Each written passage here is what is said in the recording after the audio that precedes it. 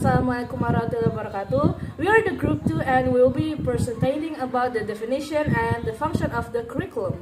And we will be introducing ourselves before we begin our presentation. I'm Fanny Nabiilah. I am Intan Putri Rusvita. And we will be starting by the definition of the curriculum. The first is definitions of curriculum. Curriculum is a general overall plan of the content or specific materials of instruction that the school should offer the student by way of qualifying for a graduation. And we will be continuing by the proceeding of the definition.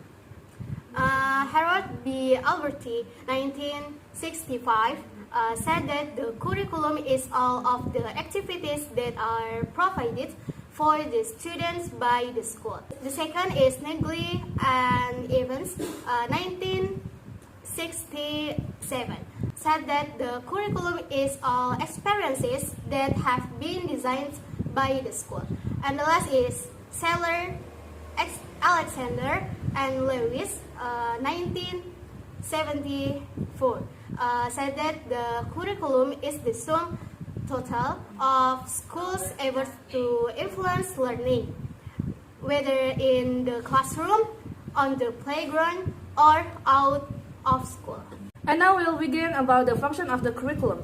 So the function for the curriculum, there are three of the function, and the first one is the conservative. So the conservative means a past-oriented curriculum, while the second one is creative. The creative means that we develop something that is developing according to the times. And the last but not least is the critical and the evaluative. And for that, that means the curriculum has a role as a social control of the filter. And according to Alexander English in 1990s, there are 6 functions of the curriculums. And the first one is the adjustive or adaptive function, which means curriculum as an educational tool must be able to direct students to have well-adjusted characteristics, namely being able to adjust themselves. And the second one is the integrating function, or curriculum as an educational tool must be able to produce complete individuals. And for the third one is the differentiating function, or which means curriculum as an educational tool must be able to produce service for individual differences. And for the fourth one, we have the propedeutic function, which means curriculum as an educational tool must be able to prepare students to be able to live in society, and society if they cannot continue their education. And for the fifth one, we have the selective function, which means curriculum as an educational tool must be able to choose interests according to their abilities.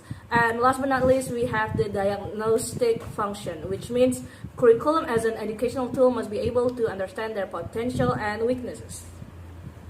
We have come to the end of the presentation.